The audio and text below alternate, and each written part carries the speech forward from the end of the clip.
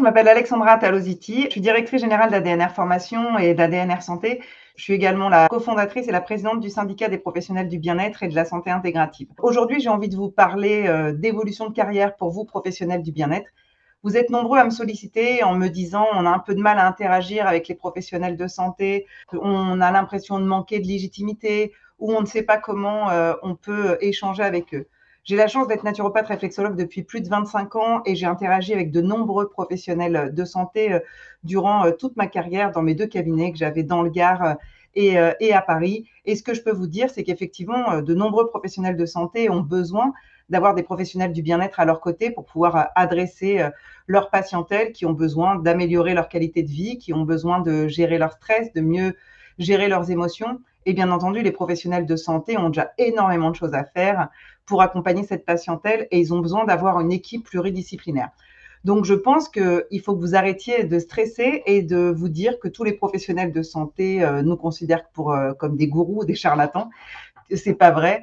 De nombreux professionnels de santé sont conscients que les professionnels en activité dans le secteur du bien-être sont très bien formés, qualitatifs, qui respectent leurs limites d'exercice, qui respectent également un code d'éthique et de déontologie.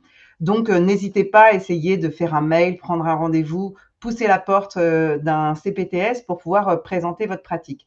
Aujourd'hui, ce que je voulais vous dire, c'est qu'il y a aussi une opportunité pour vous, c'est pourquoi pas aller acquérir les compétences et la formation initiale, pourquoi pas aller acquérir des compétences et faire la formation d'éducation thérapeutique du patient. Depuis quelques années, ADNR Santé a la possibilité de proposer cette formation de 51 heures aux professionnels du bien-être. Avant, on ne formait que des professionnels de santé. Alors, certains professionnels de santé me disent « mais c'est pas possible, comment un professionnel du bien-être peut se former à l'éducation thérapeutique du patient ?» Tout simplement parce que de nombreux médecins référents, infirmiers référents dans les protocoles d'éducation thérapeutique du patient ont eu des patients qui souhaitaient expérimenter d'autres choses, d'autres thématiques dans leur parcours de soins. Et c'est grâce à ça, très souvent à la demande des usagers, que des professionnels de bien-être ont pu intégrer des programmes d'éducation thérapeutique du patient. La majeure partie des programmes dans le cadre des professionnels du bien-être sont en libéral, donc c'est-à-dire qu'un patient est suivi dans un centre hospitalier, par exemple.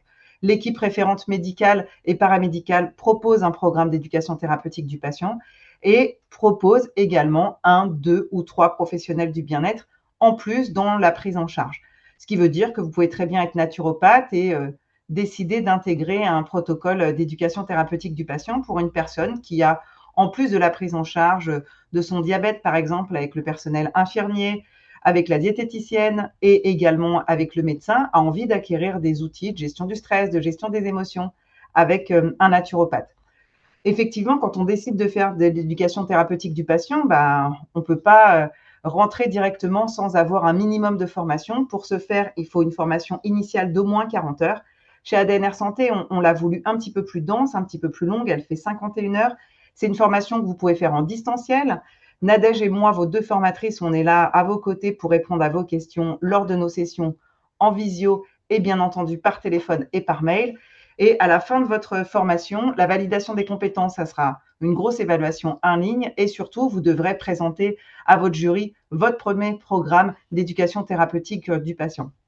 J'ai fait pas mal de conférences ces derniers mois pour présenter l'éducation thérapeutique du patient et les questions qu'on me fait souvent à la fin de cette conférence ou de ce webinaire, c'est si on ne peut pas rentrer dans un protocole d'éducation thérapeutique du patient, on aura fait une formation pour rien. Écoutez, je suis désolée, je suis plutôt d'une nature positive. Je pars du principe que quand on a une certification et des compétences, il y a peu de raisons qu'on ne puisse pas intégrer des protocoles d'éducation thérapeutique du patient. Mais je suis connue comme étant plutôt sans langue de bois et en disant les choses. Oui, la porte, elle ne va pas s'ouvrir tout de suite. Il va falloir plusieurs entretiens, plusieurs échanges. Par contre, clairement, en termes d'honorabilité et pour rassurer les prescripteurs que sont les médecins, certains psychiatres, gynécologues ou d'autres professionnels de santé, le fait que vous ayez, en plus de votre formation initiale, une certification d'éducation thérapeutique du patient, je suis intimement persuadée que vous allez gagner en reconnaissance. Vous allez aussi pouvoir rassurer les clients que vous accompagnez parce que vous allez mieux comprendre l'envers du décor, ce qui se passe au niveau des professionnels de santé. Donc honnêtement, je ne pense pas que ça soit une perte de temps, même s'il vous faut 6 mois, 8 mois pour intégrer votre premier programme d'éducation thérapeutique du patient. Et puis clairement, beaucoup de professionnels me sollicitent en me disant « on n'est toujours pas considéré, on nous prend pour des gens perchés ». je suis désolée, c'est à vous de faire le travail, c'est à vous de prouver votre grande expertise, c'est à vous de mettre en avant le respect de la déontologie. Peut-être que vous êtes dans une organisation professionnelle, peut-être que vous avez signé 1 ou 2 codes d'éthique. Tout ça, c'est quelque chose que vous devez mettre en avant auprès des professionnels de santé. Et puis, n'ayez pas honte de votre formation. Mettez en avant le nombre d'heures de formation que vous avez faites, avec quel type d'organisme de formation.